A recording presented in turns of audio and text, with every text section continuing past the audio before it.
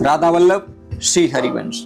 देखिए हम किस प्रकार जो मनुष्य हैं वो प्रकृति से मोक्ष का एक वर्णन बताया है प्रभु ने, तो किस प्रकार हम मोक्ष को प्राप्त कर सकते हैं। तो इसमें एक छोटी सी एक कथा आती है। इसमें भगवान कहते हैं, माता जी जिस तरह जल में प्रतिबिंबित सूर्य के साथ जल के शीतलता, चंचलता और गुणों का संबंध नहीं होता, कि जब जल में सूर्य के साथ शीतलता मतलब ठंडा और चंचलता इन गुणों का संबंध नहीं होता, उसी प्रकार प्रकृति के कार्य शरीर में स्थित रहने पर भी आत्मा वास्तव में सुख और दुख दोनों धर्मों से लिप्त नहीं होती। आत्मा को किसी प्रकार की कोई नहीं होती, क्योंकि वह स्वभाव से निर्विकार रहती है। आत्मा क्या होती है? स्वभाव से निर्विकार होती है, अकर्ता और निर्गुण है। किंतु जब वही प्राकृत गुणों से अपना संबंध स्थापित कर लेता है, तब अहंकार से मोहित होकर मैं करता हूं ऐसा आने लगता है। तो आज के जो मनुष्य है उसमें ज्यादा अहम हो गया है, तो ऐसा मानने लगता है। उस अभिमान के कारण ये जो शरीर है, ये शरीर क्या है? संसर्ग के पुण्य और पाप के कर्मों के दोष से अपनी स्वाधीनता, अपनी जो शांति है वो खो बैठता है। किसके कारण? अहम के कारण, अहंकार के कारण। उत्तम, मध्यम और नीच जो योनियां होती है उसमें उत्पन्न होता है और फिर वो संसार के चक्कर में घूमता रहता है। जिस प्रकार सपने में भय का कोई सपना आ जाता, कोई डरावना कोई सपना आ जाता, कोई शोक का कोई सपना आ जाता है, कोई कारण न होने पर भी सपने के पदार्थों में आस्था हो जाने के कारण दुख उठाना पड़ता है। उसी प्रकार जो भय, शोक, अहम, मम और जन्म और मृत्यु, संसार की कोई सत्ता न होने पर भी अविद्यावश विषयों का चिंतन रहने से ही जीव का संसार चक्कर में निवर्त होता रहता है। इस कारण से ज्यादा इसमें बताया गया अहम, यानी मैं, मेरा अहंकार, सब कुछ मेरा है। ये ऐसा जो भी मनुष्य करते हैं वो फिर से इस संसार चक्कर में घूमते रहते। साधु संत महात्मा निर्मल रहते हैं क्योंकि उनमें मैं नहीं होता। इसलिए बुद्धिमान मनुष्य को क्या चाहिए? बुद्धिमान मनुष्य को उचित है कि वे असन्मार्ग विषय चिंतन में फंसे हुए जो चित्त को तीव्र जल्दी से भक्ति योग और वैराग्य के द्वारा धीरे धीरे अपने वश में लावे। कि एक बुद्धिमान मनुष्य किसे कहते हैं? शास्त्रों में कहा गया बुद्धिमान मनुष्य सिर्फ वही है जो कुमार्ग पर चल रहे हैं, जो व्यभिचार में चल रहे, उन सब को त्याग करके, विषय चिंतन को त्याग करके और भगवान के भक्ति योग और वैराग्य के द्वारा धीरे धीरे अपने जो जीवन को चलावे। और कहते हैं यमादि योग साधना के द्वारा श्रद्धा पूर्वक अभ्यास का चिंतन करे, बार बार एकाग्र होके, और फिर वो मुझ में सच्चा भाव लगाए, प्रभु में सच्चा भाव लगाए, मेरी कथा श्रवण करे, समस्त प्राणियों में समभाव रखे, किसी में छोटा बड़ा ऊंचा नीचा ये भाव ना रखे, सब में समान भाव रखे, किसी से वैर ना रखे, आसक्ति के त्याग, ब्रह्मचर्य, मौन व्रत तो विशेष बताया गया है, और बलिष्ठ अर्थात भगवान को समर्पित किए हुए स्वधर्म से जैसे ऐसी स्थिति प्राप्त हो गई है, प्रारब्ध के अनुसार अब जो कुछ भी मिलता है उसी में संतुष्ट रहता है, भोजन करता है, सदा एकांत में रहता है, शांत स्वभाव है, सबका मित्र है और धैर्यवान है, दयालु है, प्रकृति और पुरुष के वास्तविक स्वरूप के अनुभव से प्राप्त हुए जो तत्व ज्ञान, जो स्त्री और पुत्र संबंधियों के सहित इस शरीर में मैं और मेरेपन की जो मिथ्या है वो अभिनिवेश नहीं करता। बुद्धि की जो जागृतवादी अवस्था है, जब बुद्धि हमारी जब जागती है तो उस अवस्था से वह अलग हो गया है। परमात्मा के सिवा और कोई वस्तु नहीं देखता, वह आत्मदर्शी मुनि नेत्रों से सूर्य को देखने की भांति अपने शुद्ध अंतकरण के द्वारा परमात्मा को साक्षात्कार कर उस अद्वितीय ब्रह्म पद को प्राप्त हो जाता है। तो ये प्रभु ने बताए हैं।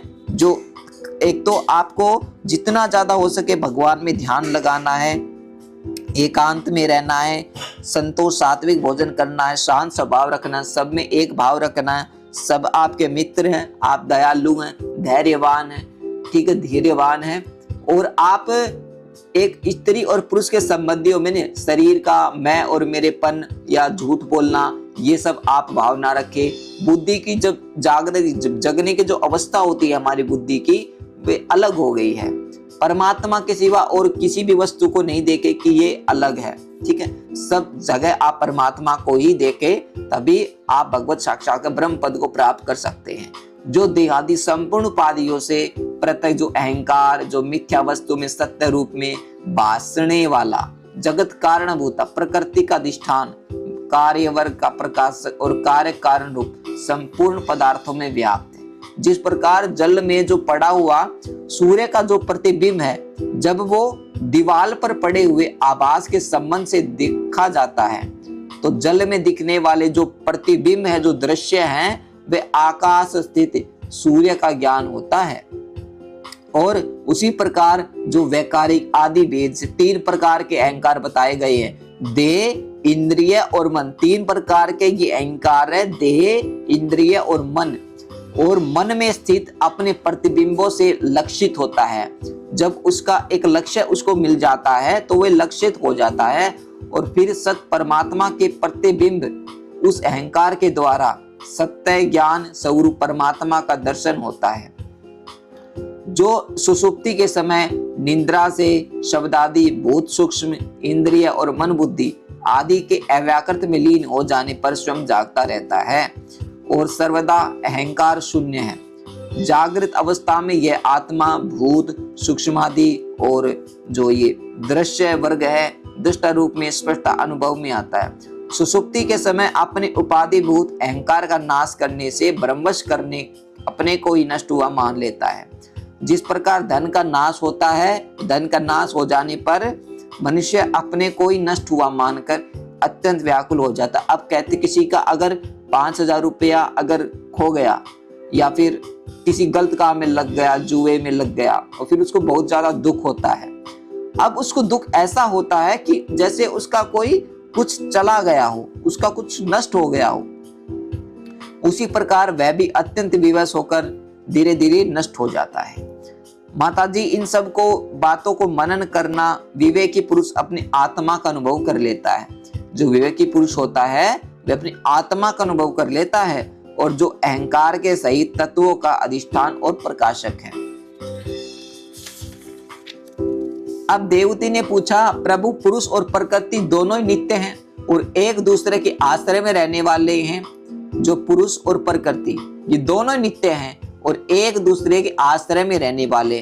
प्रकृति भी आश्रय रहने वाली है और पुरुष भी आश्रय रहने वाला है, इसलिए प्रकृति तो पुरुष को कभी छोड़ ही नहीं सकती।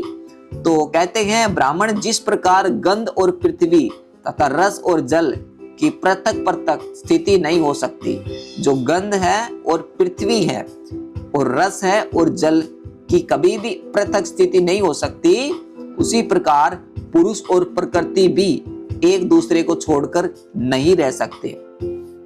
जिनके आश्रय से अकर्ता पुरुष को ये जो कर्म बंधन से प्राप्त हुआ है, प्रकृति के गुणों में रहते हुए भी केवल पद कैसे प्राप्त होगा? यदि तत्वों का विचार करने से ये जो संसार का जो बंधन है ये तीव्र भय निवृत्त हो जाएगा, और उससे निमित्त प्राकृत गुणों का अभाव न होने से वो जो भय है, वो डर है, वो फिर से उपस्थित हो जाएगा।